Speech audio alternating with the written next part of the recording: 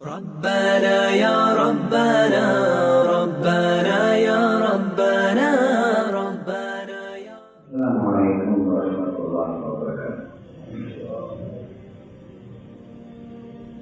حمدا لمن خلق الإنسان وعلمه البيان،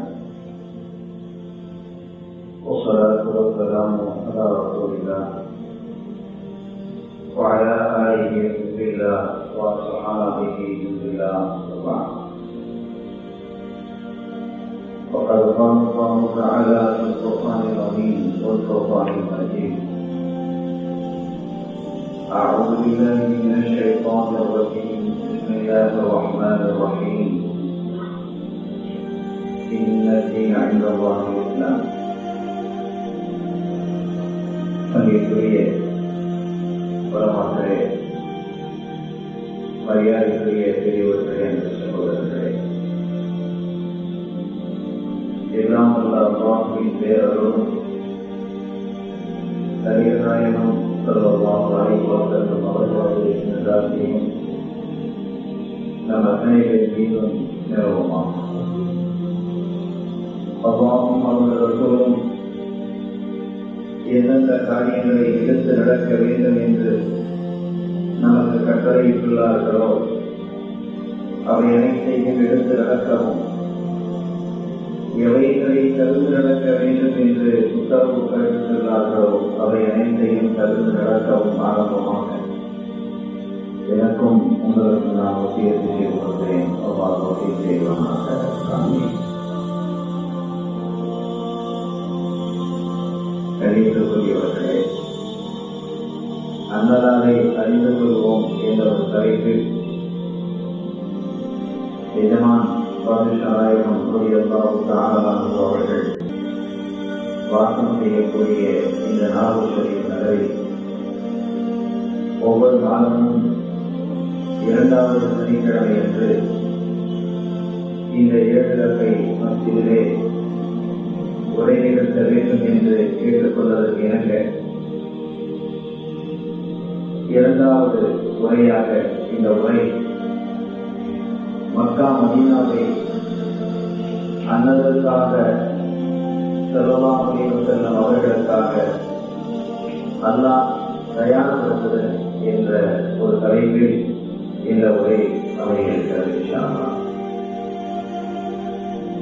கண்ணியத்திற்குரியவர்களே, நமது வீட்டிற்கு ஒரு அமைச்சர் வருகிறார் என்று சொன்னால் நம்முடைய வீட்டை நாம் அழகாக செய்வோம், அழகுபடுத்துவோம். முதலமைச்சர் வருகிறார் என்றாலோ அல்லது பிரதமர் ஜனாதிபதி வருகிறார் என்றாலோ, சில நாட்டினுடைய மன்னர்கள் யாராவது ஒருவர் வந்து தங்கை இருக்கிறார் அப்படின்னா நம் வீட்டிலே தங்குகிறார் என்று சொன்னால் நம் வீட்டை நாம் எப்படி தயார்படுத்துவோம்? ஏசி இல்லை என்றாலும் ஏசி வைப்போம். பவர் போய்விடக் கூடாது என்பதற்காக ஜெனரேட்டரை ரெடி பண்ணி வைப்போம். வீட்டினுடைய பெட்ரூம் அவர் தங்கக்கூடிய அறையை அழகுபடுத்தி சீரமைத்து ஒழுங்கானதாக இருக்கிறதா என்றெல்லாம் நாம் பார்ப்போம். அவருக்கான விருது வகைகள் என்ன மெனும் என்பதை எல்லாம் நாம் அரசுக்கே கொடுக்க வேண்டியிருக்கும். அதையெல்லாம் நாம் செய்வோம். அவருக்காக பணிவிடை செய்யக்கூடியவர்கள் யார், எவரை நியமிக்கலாம், அப்படி நியமிக்கப்படக்கூடியவர்கள் மிக நம்பிக்கையானவர்களாக இருக்க வேண்டும் என்று நாம் கவனிப்போம். அரசும் அதை விரும்பும். இப்படி அவர் வந்து தங்குவதற்காக நாடிய போது அதற்கான ஏற்பாடுகளை நம்முடைய இல்லத்தை எப்படியெல்லாம் வடிவமைப்போம், அதையும் தாண்டி வீட்டிலே இருக்கக்கூடிய ஒரு அறை அது பொருத்தமாக இருக்காது என்று சொன்னால் அதை இணைத்துவிட்டு கூட அதை சீரமைப்பு செய்வோம். இந்த கதவை இப்படி மாற்றினால் அது அவருக்கு வசதியாக இருக்கும், இந்த பெட்டை இப்படி போட்டால் அவருக்கு தோதுவாக இருக்கும் என்று நாம் கருதினால் அதையும் நாம் செய்வோம், இல்லையா? இப்படி இருக்கும் பொழுது ஒரு சாதாரணமான ஒரு அமைச்சர், அது உயர் பதவியில் இருக்கக்கூடிய முதலமைச்சரோ ஜனாதிபதியோ பிரதமரோ அந்நிய நாட்டினுடைய தூதரோ அல்லது அரசனோ வருகை தருகிறான் என்று சொன்னால் அதற்கான இவ்வளவு ஏற்பாடுகளை நாம் செய்கிறோம் என்றால் உலகத்திற்கும் இந்த வையகத்திற்கும் ஆசிரத்திற்கும் தலைவராக இருக்கக்கூடிய காத்தமுர் ரசூல் முஹம்மது ரசூலுல்லாஹி ஸல்லல்லாஹு அலைஹி வஸல்லம் அவர்கள் வரக்கூடிய தரம் என்றால் அல்லாஹ் எப்படியெல்லாம் தயார்படுத்தி இருப்பார். இப்படியெல்லாம் நாம் யோசிக்கிறோம். ரசூல் ஸல்லல்லாஹு அலைஹி வஸல்லம் விஷயம் அவர்கள் ஹிஜ்ரத் செய்யக்கூடிய மதீனா ஷரீஃபை எப்படியெல்லாம் உயர்வானதாக அவர்களுக்கு தோதுவானதாக வடிவமைத்திருப்பார் என்பதை சுட்டிக்காட்டக்கூடிய உரையாகத்தான் இன்றைய உரை அமைய இருக்கிறது. இது ஒரு வித்தியாசமான தலைப்பு தான். நபிகளின் வருகைக்காக மக்கள் முக்கர்ரமா மதீனத்துல் முனவ்வரா இரண்டையும் அல்லாஹ் தயார்படுத்திய விதம் என்பதுதான் இன்றைய தலைப்பு. பொதுவான ஒரு தலைப்பு தந்திருக்கிறாங்க. அண்ணாடி அணிந்துள்ளோம் என்பது ஒரு பொதுமேற்றார். அந்த பொது தலைப்பு எல்லா நாடுகளிலும் உள்ள தலைப்பு. அதற்குள்ளால் ஒவ்வொரு மாதமும் நாம் பேசும்போது ஒரு சபைக்கு ஒரு துணை தலைப்பு அந்த தலைப்பின் கீழால் அந்த உரைகள் அமையும் என்பதை இங்கே நான் சொல்லிக் கொண்டு செய்திக்கிறார்களே.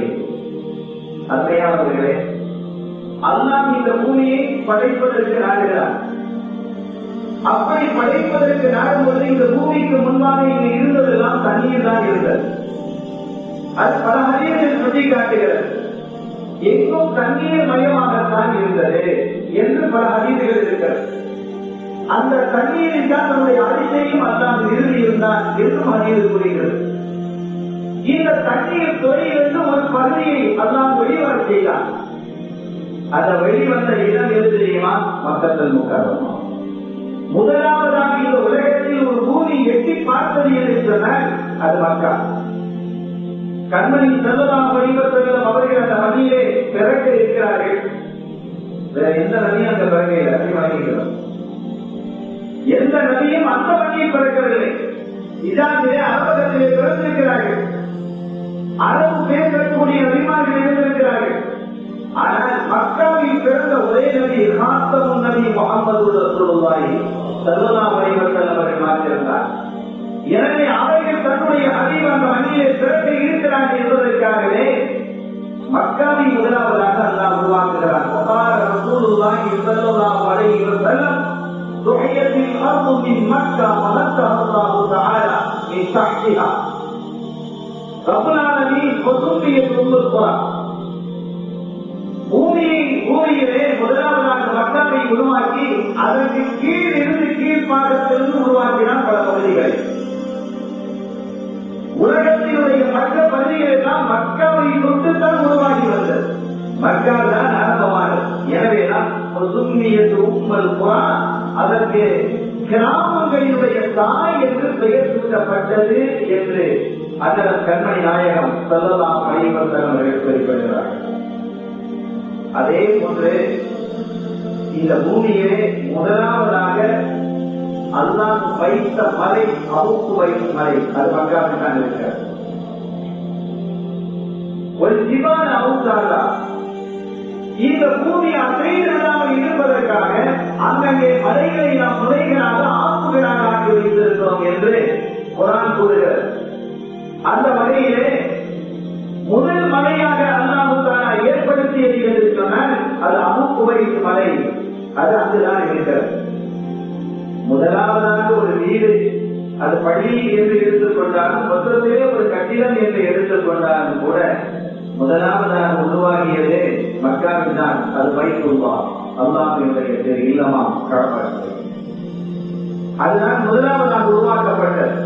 وأفضل من طاف بالبيت الملائكة قبل أن يخلق الله تعالى آدم عليه السلام ب1000 عام. ஆதம் அலைஹிஸ்ஸலாம் அவர்கள் படைக்கப்படுவதற்கு 2000 வருஷத்துக்கு முன்பாகவே அந்த பைத்துல்லாவை மலக்குமார்கள் தவாப் செஞ்சிருக்கிறார். ஆதாமி வருடத்துக்கு 2000 வருஷத்துக்கு முன்னாலே என்ன செய்கிறாங்க? கஅபத்துல்லாவை மலக்குமார்கள் தவாப் செய்து கொண்டிருக்கிறார்கள். இப்போது கூட உமாவின் மலையில் யபஅத்துல்லாஹு தஆலா மின ஸமாஇ வல் அர்த் ஃபி ஹாஜத்தின் இல்லா தஸல மின் தஹ்தி ஹஜ் வல் முஹிமன் ஃபயர்தா பிபைத்தில்லாஹி தஆலா ويطوف به أسبوعا ثم يصلي خلف المقام ركعتين ثم يصلي لحاجته وما فعل إليه. அன்னையார்களே, இன்று வரை அந்த காபத்துல்லா உருவாக்கப்பட்ட காலம் எடுத்து இன்று வரை ஏதாவது ஒரு காரணத்திற்காக மலக்குமார்கள் இந்த பூமிக்கு வருவதாக இருந்தால் அழிச்சிட்டு கீழே ஓடக்கூடிய ஒரு நதியை அவர்கள் குடிப்பார்கள். குடித்துவிட்டு இஹ்ராம் அணிந்து இந்த பூமிக்கு நேராக மக்காவிற்கு வருகை தந்து காபத்துல்லாவை 7 முறை தவாப் செய்து மகாம் இப்ராஹிமுக்கு பின்னால் இருந்து 2 ரக்அத்துகள் தொழுதுவிட்டு எதற்காக அல்லாஹ் அவர்களை அனுப்பினாலும் அந்த காரியத்தை செய்வதற்காக அவர்கள் செல்வார்கள். இதுவரை நடந்து கொண்டிருக்கிறது. இந்த வரலாறுகள் எல்லாம் விரித்து பேசப்பட வேண்டியது. ஆனாலும் நபிகள் ஸல்லல்லாஹு அலைஹி வஸல்லம் அவர்களோடு தொடர்புபடுத்தி பேச வேண்டியிருப்பதால் நான் இந்த தகவல்களை சுருக்கிக் கொண்டு வருகிறேன்.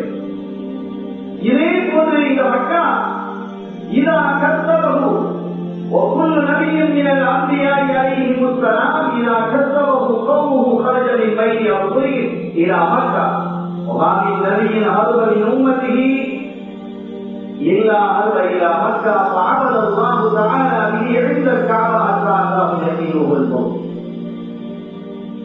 எந்த நபியும் இந்த உம்மத்துக்களால் சோதிக்கப்பட்ட எந்த நபியும் தங்களுக்கு நிம்மதி கிடைக்க வேண்டும் என்று விரும்பினாலோ அல்லது உம்மத்துக்களால் விரட்டப்பட்ட நபிமார்களும் உண்டு. உம்மத்துக்களால் விரட்டப்பட்ட நபிமார்களும் உண்டு. அப்படிப்பட்டவர்களாக இருந்தாலும் அந்த நபிமார்கள் எல்லாம் அவர்கள் ஒதுக்கும் தரமான ஆண்டு இருந்தது மக்கள். காபத்துல்லாஹ்வுக்கு அருகிலே வந்து மூத்து வரும் வரை அவர்கள் இந்த காபாவிலேயே தங்கியிருந்திருக்கிறார்கள். காபாவுக்கு அருகிலேயே தன்னுடைய வாழ்க்கையை கழித்து அங்கேயே வஃபாத்தாகி இருக்கிறார்கள். இதை குறித்து ஹதீஸ் குறிப்பிடுகிறது. وأن حول الكعبة قبر 300 نبي وما بين الركن اليماني والركن الأكبر قبر 70 نبيا. காபாவை சுற்றி அழைக்கப்பட்ட நபிமார்களுடைய எண்ணிக்கை 300 நபிமார்கள் அடைந்திருக்கிறார். காபாவை சுற்றி 300 நபிமார்கள் அடைந்திருக்கிறார். நம்ம அதெல்லாம் தவாப் செய்திருக்கிறோம். அதோடு மாத்திரமல்ல, ருக்குனுல் யமானிக்கும் ஹஜ்ஜல் அஸ்வதுக்கும் இடையே அடங்கப்பட்ட நபிமார்களுடைய எண்ணிக்கை 70 நபிமார்கள் அங்கே அடங்கி இருக்கிறார்கள். அவர்கள் சொல்லும் பொழுது இஸ்மாயில் அலைஹிஸ்ஸலாம் உம்மு ஹாஜர் அலைஹிஸ்ஸலாம் சஹஜல் நீர்தான் இந்த ஹிஜ்ரி இஸ்மாயில் இருக்கு இல்லையா, ஒரு நாகமா இருக்கிற ஒரு அடுத்து உதவி சொல்லுவாங்க. அது காபா தான். அது காபாவினுடைய உட்பகுதி தான். அதற்குள்ளே யாரும் தொழுதாலும் கூட அது காபாவாகவே கருதப்படும். இது ஹஜ்ஜினுடைய காலம் என்பதால் இந்த செய்தியும் அதற்கும் பொருத்தமாக அமைகிறது. ஆக காபாவினுடைய உட்பகுதி தான் அது. அதற்கு உள்ளே சொன்னால் காபாவுக்குள்ளே சொல்லுற நன்மை எதுவோ பாக்கியமோ அதுதான். காபாவை தொடர்ந்து சேர்ந்து காபா உள்ள போறாங்க, அது பாக்கியமான தான். இதுவும் காபா தான் என்பதை நாம் வழங்கிக் கொள்ள வேண்டும். அருமையான பெருமக்களே, ஆக அந்த ஒரு நீர்தாவிற்கு தண்ணீர் வடியக்கூடிய குழாயை நம்ம பார்க்கலாம். அதற்கு கீழாக இஸ்மாயில் அலைஹிஸ்ஸலாம் அவர்களும் அவருடைய தாயார் ஹாஜர் அலைஹிஸ்ஸலாம் அவர்களும் வழங்கியிருக்கிறார்கள். நூஹ் அலைஹிஸ்ஸலாம், ஹூத் அலைஹிஸ்ஸலாம், ஷுஐப் அலைஹிஸ்ஸலாம், சாலிஹ் அலைஹிஸ்ஸலாம் இவர்களுடைய கபர்கள் எல்லாம் சப்தம் இடத்திற்கும் மகாம் இப்ராஹிமுக்கு இடையிலே இருக்கிறது என்றெல்லாம் வரலாறு தெளிவுபடுத்தி காட்டுகிறது. ஆக பலர் எல்லா நபிமார்களும் ஹஜ் செய்திருக்கிறார்கள்.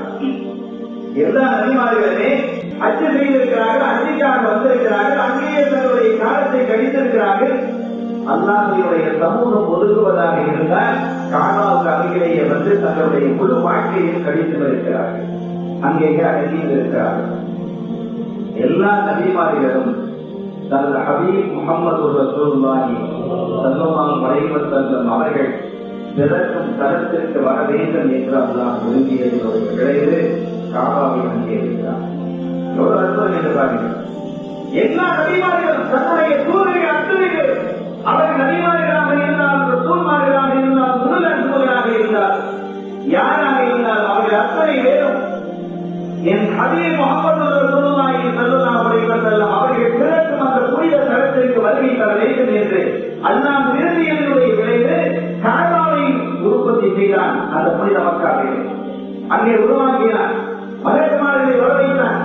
எல்லா பூமிக்கு இறக்கக்கூடிய எல்லா மலக்குமார்களும் கண்மணி நாயகத்தினுடைய பிறந்த தலத்திற்கு வந்துதான் செல்வார்கள். அப்படி ஒரு சிறப்பு. எனவே இப்படியெல்லாம் ஒரு பாதுகாப்பு தரமானதாக நபிமார்கள் வந்து செல்லக்கூடியதாக அடங்கி இருக்கக்கூடியதாக இன்று வரை மலக்குமார்கள் வந்து போகக்கூடிய ஒரு தரமாக மக்காவை அவன் ஆதம் அலைஹிஸ்ஸலாம் அவர்கள் பிறப்பதற்கு 2000 வருஷத்திற்கு முன்பாகவே வடிவமைத்து வைத்திருக்கிறார். கண்டையான பெருமக்களே, இன்னும் இந்த மக்காவை குறித்து பல ஆயிரத்துக்கள் சொல்லி காட்டும் அற்புதமான நகரம் என்று இப்ராஹிம் அலைஹிஸ்ஸலாம் அவர்களால் துஆ செய்யப்பட்ட ஒரு அற்புதமான நகரம். அங்கே அவர் ஹரமாக அவர்களுடைய துஆவினால் ஹரமாக ஆக்கப்பட்ட இப்படி பல சிறப்புகள் இந்த மக்காவிற்கு இருக்கிறது. இதே போன்று மதீனாவினுடைய சிறப்பை குறித்து அண்ணன் கண்மணி நாயகம் ஸல்லல்லாஹு அலைஹி வஸல்லம் அவர்கள் சொல்லும்போது உமிர்து பிஸரியத்தின் தரகுல் குர்ஆன், நான் ஹிஜ்ரத் செய்யுமாறு ஏவப்பட்டேன், ஹிஜ்ரத் புறப்படுமாறு நான் ஏவப்பட்டேன் ஒரு ஊருக்கு. எத்தனை ஊர் தெரியுமா? தரகுல் குர்ஆன், அது எல்லா ஊர்களையும் காப்பிட்டுவிடும், அப்படிப்பட்ட ஒரு சிறந்த ஊர். அதற்கு நேராக ஒரு ஊரை சுற்றி காட்ட முடியாது என்ற கருத்தை சொல்லும் வார்த்தையாக அந்த வார்த்தை அமைந்திருக்கிறது. எல்லா கிராமங்களையும் எல்லா ஊர்களையும் பிடிக்கிறது. அந்த அளவிற்கு வலிமையான சிறப்பான ஒரு நகரம் தான். எப்போதும் அதை எதிரி என்று மக்கள் சொல்லுகிறார்கள். ஒரியல் மதீனா, அது இனிமே மதீனா என்று அழைக்கப்படுகிறார்கள் சொல்லுவார்கள். ஒரு காலகட்டத்தில் மதீனாவுக்கு எதிரி என்றுதான் வழிகிறது. ஒரு இடத்துல சொல்றாங்க அதை எதிரி என்று அழைக்கிறான். ஆனா எதிரிகள் நம்ம சொல்லக்கூடாது, நல்ல வார்த்தை கிடையாது, அதனுடைய பொருள் நல்ல பொருள் இல்லை.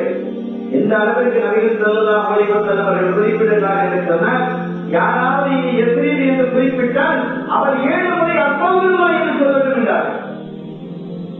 மதீனாவை குறித்து தப்பான ஒரு வார்த்தை யாரும் பேசக்கூடாது என்றார். அருமையானவர்களே, இந்த மக்கா மதீனாவினுடைய மகத்துவத்தை பற்றி ஒரு சின்ன தகவலை நான் உங்களுக்கு சொல்வேன். ஸல்லல்லாஹு அலைஹி வஸல்லம் மக்காவிலிருந்து புறப்பட்டு மதீனாவுக்கு ஹிஜ்ரத் போனாங்க. குறைஷிகள் எல்லாம் இதை அறிந்து அவர்களை பிடித்து விட வேண்டும் என்று தேடுறாங்க. இது எல்லாருக்கும் தெரிஞ்ச விஷயம். எல்லாம் தேடிக் கொண்டிருக்கும் பொழுது சித்திக் நாயகம் ரலியல்லாஹு தஆலா அவர்களோடு சேர்ந்து நேராக சவுர் குகையில போய் ஒதுங்கினார். ஒரு 3 நாள் அங்கே இருந்தார். அந்த புனிதமான நகரங்களுக்கு நாம் சென்றால் இந்த மாதிரி சவுர் குகை, ஹிரா குகை, நல்ல மேலே ஏறி இறங்கக்கூடிய உடல் வலிமை உணர்ந்து போயிட்டு வரும். ஸல்லல்லாஹு அலைஹி வஸல்லம் அவர்களுடைய புனித பாடப்பட்ட இடம், அவர்கள் ஒதுங்கியிருந்த இடம். அவர்களை குறித்து சொல்லும் பொழுது கஸ்தூரி மனம் வீசக்கூடியவர்கள் என்றெல்லாம் நாம் பாடல்களையும் ஹதீஸ்களையும் கேட்டுள்ளோம். ஒரு பாதையிலே நபிகள் ஸல்லல்லாஹு அலைஹி வஸல்லம் அவர்கள் நடந்து செல்வார்களே, ஆனால் அங்கே மனம் வீசிக் கொண்டிருக்கும் கஸ்தூரி மனதிற்கும் சகாபாக்கள் உணர்ந்து கொள்வார்கள், இந்த பாதையில ரசூலுல்லாஹ் போயிருக்கிறாங்க அப்படின்னு விளக்கமாக இருக்கிறது. அந்த கஸ்தூரி மனத்தை இப்போது நீங்கள் உணர வேண்டும் என்று சொன்னால் சவுர் குகையை நீங்கள் போய் பாருங்கள். நான் போய் பார்த்தேன். நீங்கள் அங்கு போய் பார்த்தால் கண்மணி நாயகத்தினுடைய அந்த அற்புதமான மனத்தை நீங்கள் உணர முடியும். அப்படி ஒரு வாசனை அங்கே இன்று வரை வீசிக் கொண்டிருக்கிறது. அந்த வாசனையை பாதுகாத்து வைத்திருக்கிறார். அதை நுகர்வதற்கான விருப்பமுடையவர்கள் இந்த சவுர் குகைக்கு நீங்கள் சென்றாலும் கூட அந்த அற்புதமான மனத்தை நீங்கள் காண முடியும், நுகர முடியும் என்பதை நான் இந்த நேரத்தில் பதிவு செய்கிறேன். அந்த சவுர் குகையில சொல்லலாற்று தங்கியிருக்கிறார். தங்கி 3 நாட்கள் முடிந்ததற்கு பிறகு பிரச்சனைகளை தொடர்ந்து நீங்கிவிட்டது. தேடுதல் என்பது இந்த பகுதியில் இல்லை என்று வரும் பொழுது சவுர் குகையை விட்டு சொல்லலாற்று வெளியே வரலாம். வெளியே வந்து எங்க போகணும்? மதீனாவுக்கு போகணும். இல்ல மதீனா இந்த சொல்லுவாங்க, அந்த பகுதியில் மக்காவுக்கே செல்வாங்க. அந்த பகுதியிலேயே திரும்பினார்கள். அந்த அளவிற்கு மக்காவை அதிகம் நேசித்தார்கள். தன்னுடைய நேசனுடைய இல்லம் காபத்துல்லா பைத்துல்லாஹ் இருப்பதின் காரணத்தினால், அங்கே செல்ல வேண்டும் என்ற ஆவலின் உந்துதலின் காரணத்தினால் மீண்டும் மக்காவை நோக்கி அவர்கள் சென்றார்கள். நாயகன் என்ன செஞ்சீங்க போறீங்க? அந்த அளவுக்கு விருப்பமுடையவர்கள் அங்கே இருந்தார்கள். நாயகனே, நாம் செல்லும் தலம் இந்த பகுதியில் அல்லவா இருக்கிறது, நீங்கள் இதை நோக்கி தெரிகிறீர்களே என்று அவர்கள் தான் திசை திருப்பினார்கள். அப்படி திசை திருப்பும் பொழுது ஒரு துவாவை செய்வாங்க பாருங்கள். சொல்லலாம்,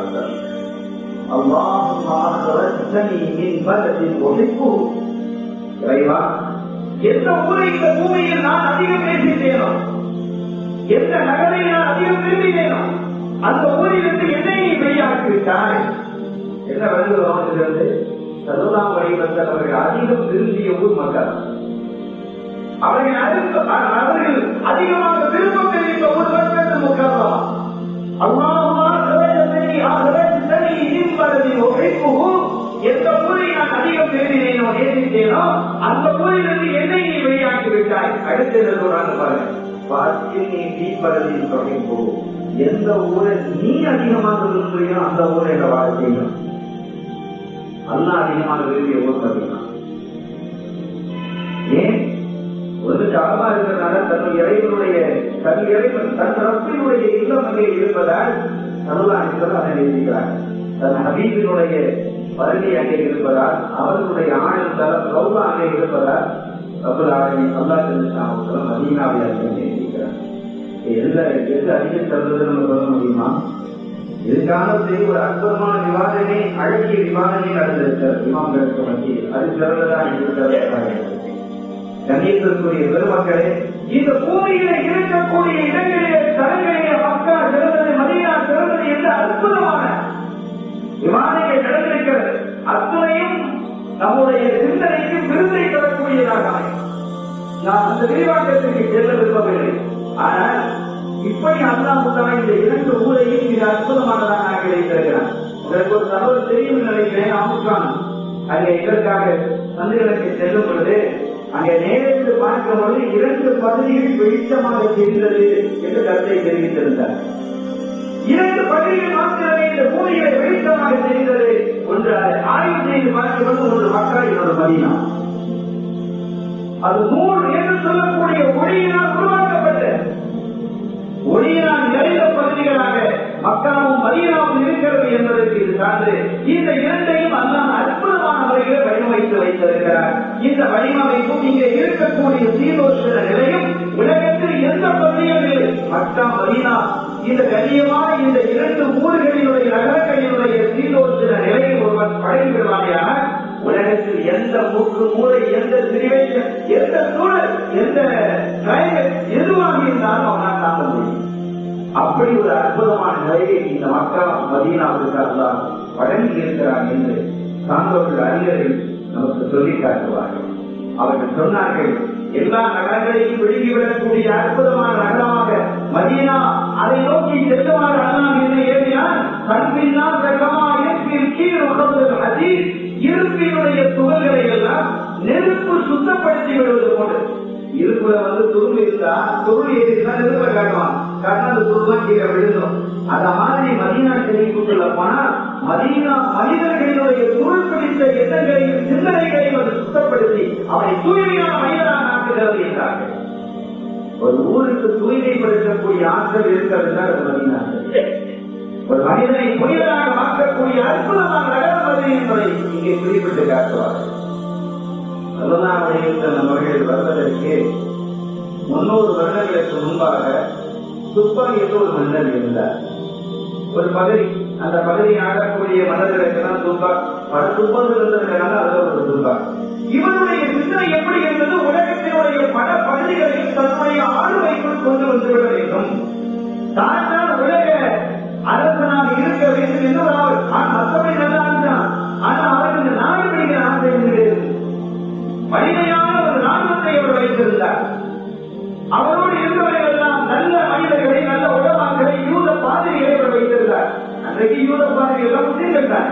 ஒரு காலகட்டத்தில் சமுதாயத்தில் வந்த வரைக்கும் அவங்களை ஏற்றுக்கொண்ட வரைக்கும் அவர்கள் முஸ்லிம்கள் தான்.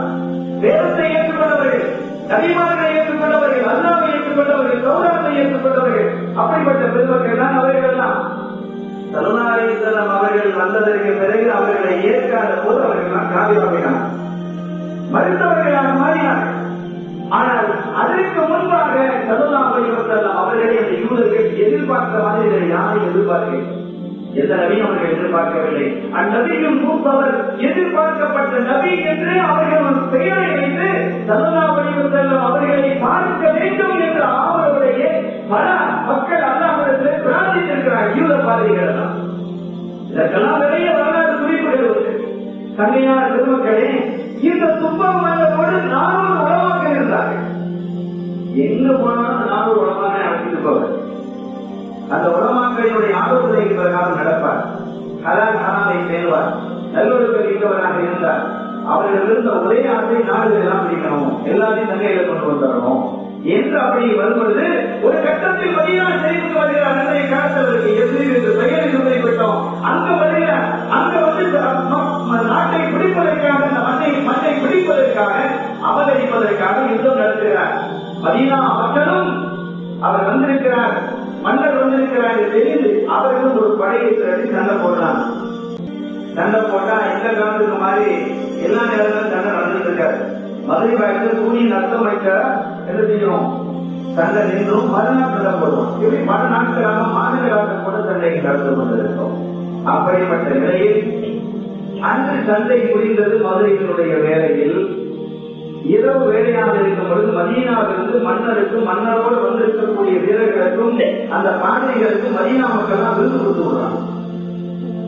எப்படி இருந்தது, காலையில எங்களோட சண்டை போட்டிருக்கோம், இவரை அழிக்கணும்னு வந்திருக்கிறோம், இந்த நாட்டை பிடிக்கணும்னு வந்திருக்கிறோம், சண்டையும் போட்டிருக்கிறோம், சண்டையும் நடந்திருக்குது, நைட்டு நமக்கு எல்லாத்துக்கும் சாப்பாடு கொடுத்து விடுறாங்க. என்ன இது? இனி அவங்களுக்கு வித்தியாசமான யோசனை வருது. இது அவங்களுக்கு வெள்ளத்தை வச்சு அனுப்புறாங்களா, இனிப்பவங்களா இல்லையா, சண்டை படம் வந்து யாராவது கொடுப்பாங்களா? அப்போது அங்க இருக்கக்கூடிய பாதைகள் சொன்னது தெரியுமா, மன்னரே, ஒருபோதும் அவர்கள் அந்த மாதிரி கோழைத்தனமான காரியங்களை இந்த மதீனாவில் வாழக்கூடியவர்கள் செய்ய மாட்டார்கள், இந்த மண்ணிலே வாழக்கூடியவர்கள் செய்ய மாட்டார்கள். இங்கு வந்ததற்கு தான் எங்களுக்கு செய்கிறது இந்த மண் எந்த மண் என்று, இந்த நகரம் எந்த நகரம் என்று சௌராத்திலே செல்ல தெளிவாக அச்சு பிள்ளையாமல் சொல்லப்பட்ட அற்புத நகரம் இதுதான். இங்குதான் அந்நபியில் மூத்தவர் என்று சொல்லக்கூடிய இறுதியாக வரக்கூடிய நபி வரக்கூடிய தளமாக அவர்கள் வாழும் ஆளும் தளமாக இந்த இடம் இருக்கும் என்று சௌராத்திலே தெளிவாக சொல்லப்பட்டிருக்கிறது. இந்த மண்ணுக்காக வேண்டி இயங்கி கிடப்பவர்கள் எத்தனை பேர் நாங்கள் இயங்கி கிடக்கிறோம் இந்த மண்ணிலே வாழ வேண்டும் என்று. அப்படிப்பட்ட நகரம் இது. எனவே ஒருபோதும் இந்த நகரத்திலே இருக்கக்கூடியவர்கள் தப்பாக நடந்து கொள்ள மாட்டார்கள், வித்தியாசமாக நடந்து கொள்ள மாட்டார்கள். இந்த உணவை நீங்கள் சாப்பிடுகிறீர்கள், நாங்கள் சாப்பிட தயாராக. இன்னைக்கும் மதீனா வாசிகள் விருந்து தருவது அவங்களுக்கு எதிராக யாரும் இல்லை. அல்லாஹ் இரானுக்கு போயிருக்காங்க. இந்த வசனத்தில் எல்லாம் சொன்னா தங்களுக்கு இல்லைன்னா கூட அடுத்தவங்களுக்கு கொடுத்துருவோம். தங்களுக்கு இல்லை, உணவு இல்லை என்றால் கூட அவர்களுக்கு தேவையும் பசியும் இருந்தாலும் கூட அடுத்தவர்களுக்கு கொடுப்பதிலே ஆசை கொள்ளக்கூடியவர்கள் தான் இந்த மதீனா வாசிகள் என்று அல்லாஹ்வால் கூறப்பட்டவர்கள். அப்படிப்பட்டவர்களுடைய மூலாதையர்கள் அந்த மண்ணிலே இருக்கும் பொழுது அவர்களை பற்றி அந்த யூத பாதைகள் தெரிந்து வைத்திருந்தார்கள் தெளிவாக.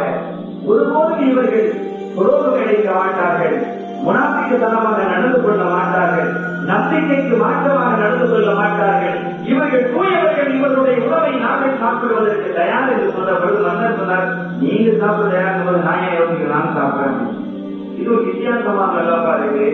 நீங்க வேண்டுமானவா நாளைக்கு சண்டைக்கு ரெடியா வந்துருவாங்க. அவங்க கோடைகள் அல்ல, நாளைக்கு பகல் பொழுதிலே நீங்க பாருங்கள், சண்டைக்கு ரெடியாக அவர்கள் வருவார்கள்.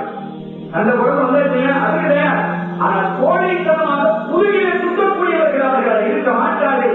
இந்த மண்ணுக்கு என்று அல்லாஹ் தனி சிறப்பை வைத்திருக்கிறார். அந்த நபிகள் ஸல்லல்லாஹு அலைஹி வஸல்லம் மறுத்தனமாக இந்த தரம் இருப்பதின் காரணத்தினால் அல்லாஹ் இதை பாதுகாப்பு தரமாக வைத்திருக்கிறார்.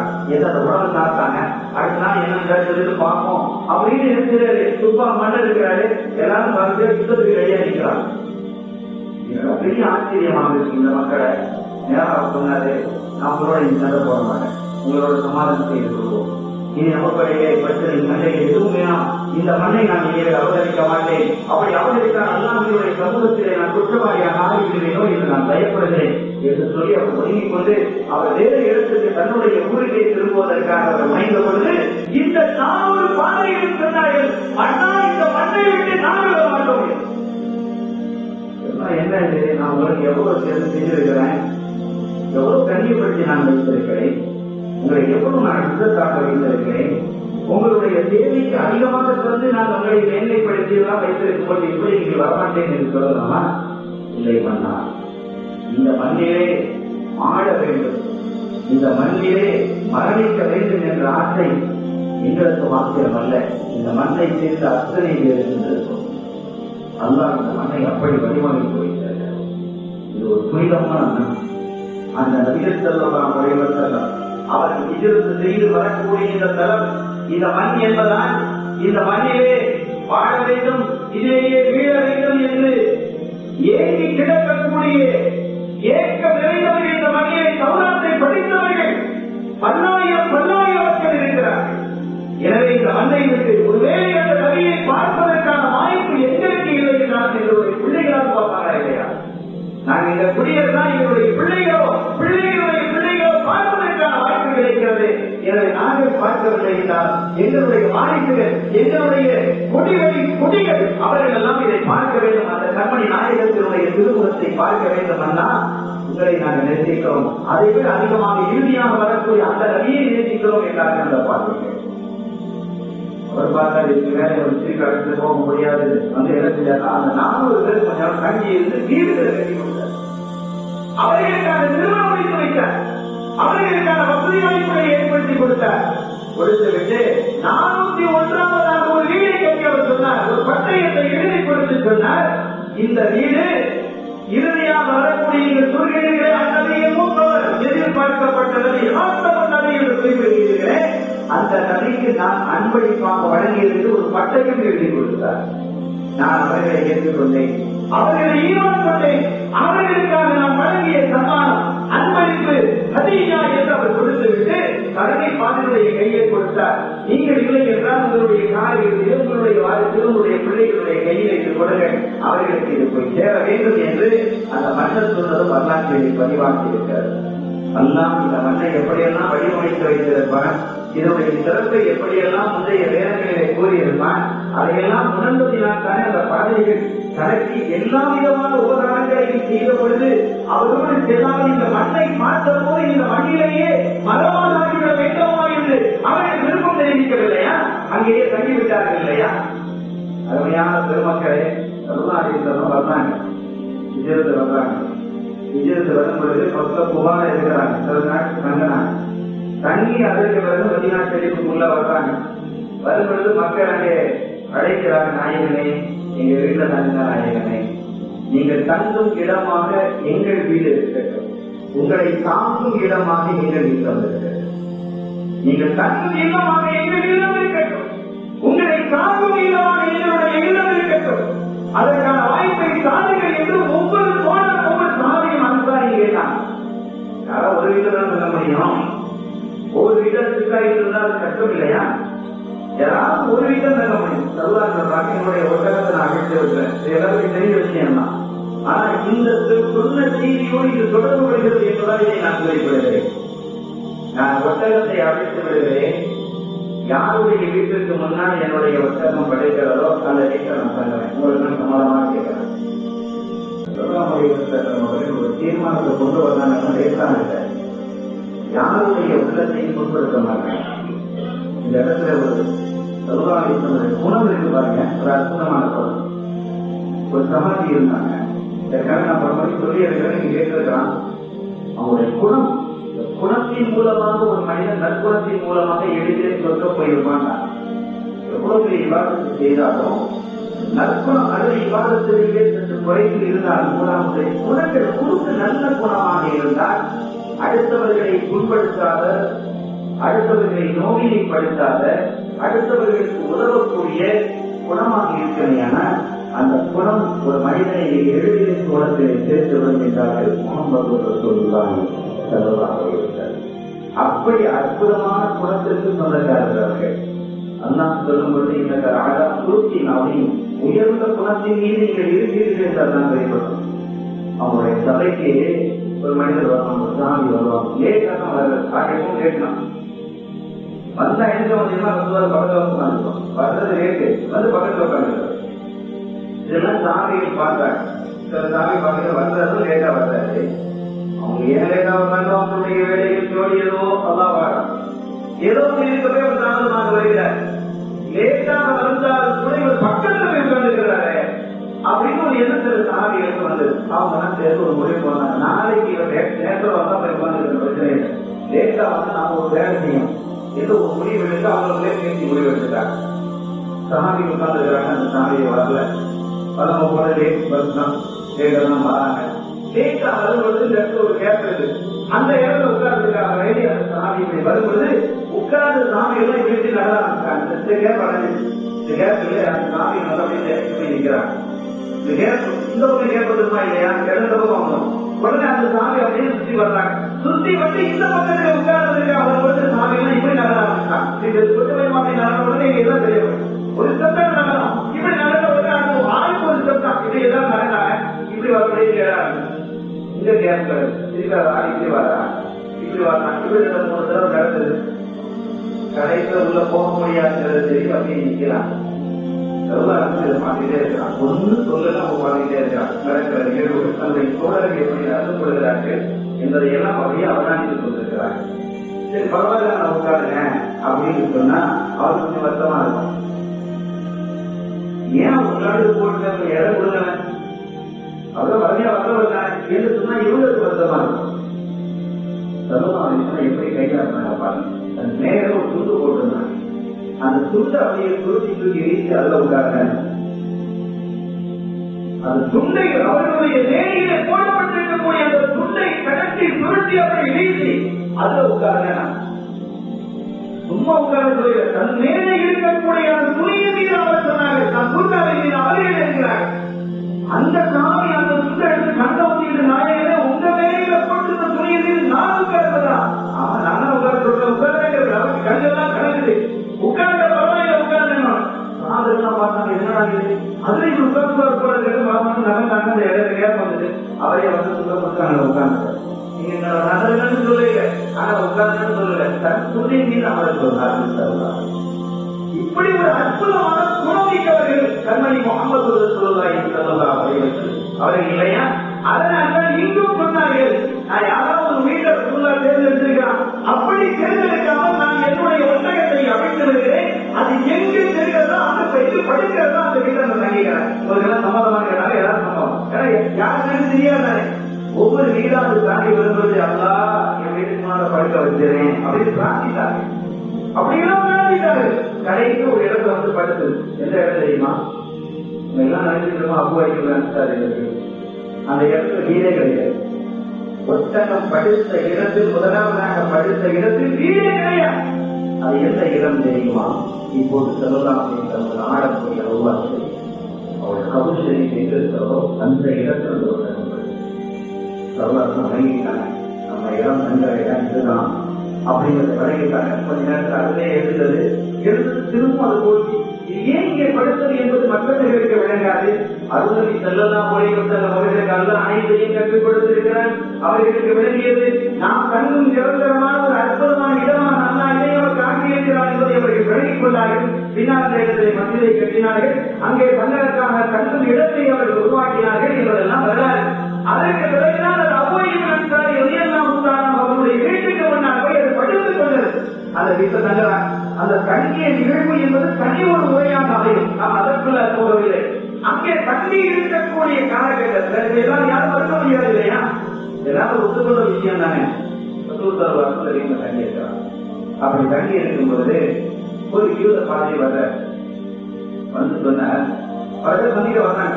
யூதர்கள் வர்றாங்க, புதுசாக ஏற்கக்கூடிய வர்றாங்க, மோடிசாத்தை காட்ட சொல்றாங்க. இது எவ்வளவோ நடக்குது. நிறைய விஷயங்களை நடந்து கொண்டிருக்கிறது. நாயகம் இல்லது அப்படி நடந்து கொண்டிருக்கும் பொழுது ஒரு யூத பாதை வருகிறார். முஹம்மது ஸல்லல்லாஹு அலைஹி வஸல்லம், நீங்க நபி என்று சொல்லி இருக்கிறார்கள்.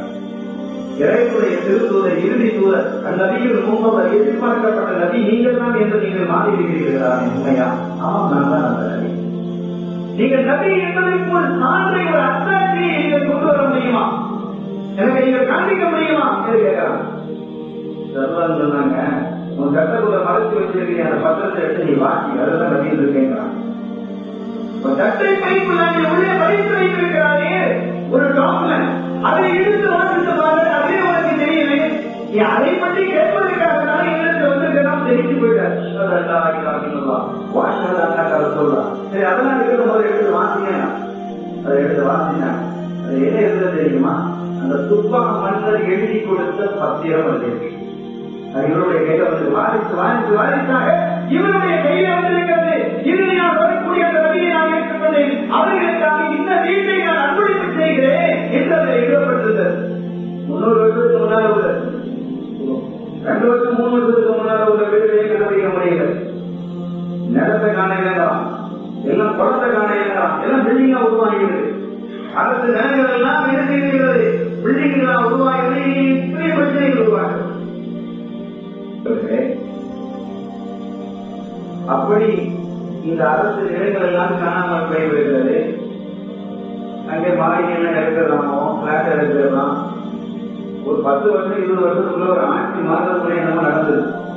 வருஷம் 300 வருஷம் அவரு பட்டயம் எழுதி கொடுத்து 300 வருஷத்துக்கு பிறகு அந்த வீடு எங்க இருக்குன்னு தேடினாங்க சொல்றாரு.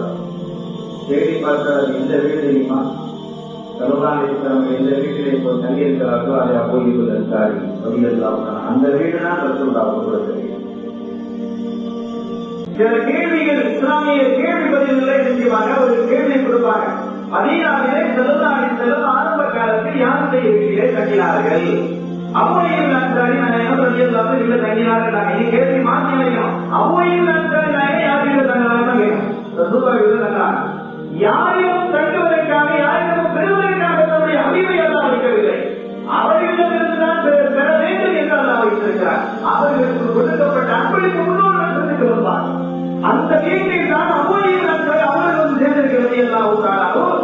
அந்த வீட்டை குடியேறாங்க. அவர்களுக்குள்ள வீட்டுல குடியேறாங்க தவிர அவ்வளவு அன்சாரி நாயகத்தை வீட்டுல இல்லை என்பதை நாம் விளங்கினோம். இப்படி எல்லாம் வந்தா சல்லல்லாஹு வருவதற்கு முன்பாகவே அவர்களுக்கு வீட்டை தயார் பண்ணி வச்சாங்க.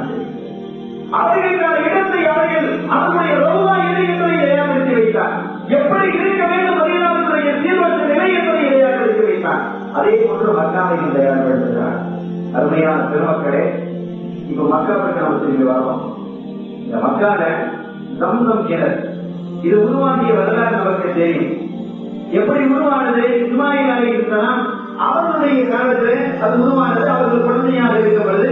அவர்களுடைய தாகத்தை தீர்ப்பதற்காக சிவரையினுடைய குதி, சிவரையினுடைய கட்டுதல் என்று அதற்கு மேல் சிவர்கள் ஓடி விதித்தாங்க. தண்ணி வந்தது. அவர்களுடைய வாழும் ஊர், அவர்களுடைய பிறக்கும் தளம் தண்ணீர் கட்டுப்பாடு இல்லாத ஊராக இருக்க வேண்டும் என்றும் அல்ல அதை எழுதினார். அங்கே அற்புதமாக உருவாக்கி கொடுத்தார். காலப்போக்கிலே இது நீண்ட வரலாறு. அந்த ஜம்சம் கிணறு சில அரசர்களால் மூடப்பட்டது என்பதெல்லாம் வரலாறு இருக்கிறது. அப்படி மூடப்பட்ட ஜம்சம் கிணறு இருந்தது என்பது அந்த மக்களுக்கு தெரியலை தவிர எங்கே இருந்தது என்பது கூட தெரியாது. இன்னைக்கு மாதிரி ஆய்வு நடத்தக்கூடிய வசதிகள் அந்த காலத்தில் இருந்தது. இன்னைக்கு கண்டுபிடிப்பாங்க. ஆனால் அன்றைய காலத்தில் அப்படி இல்லை.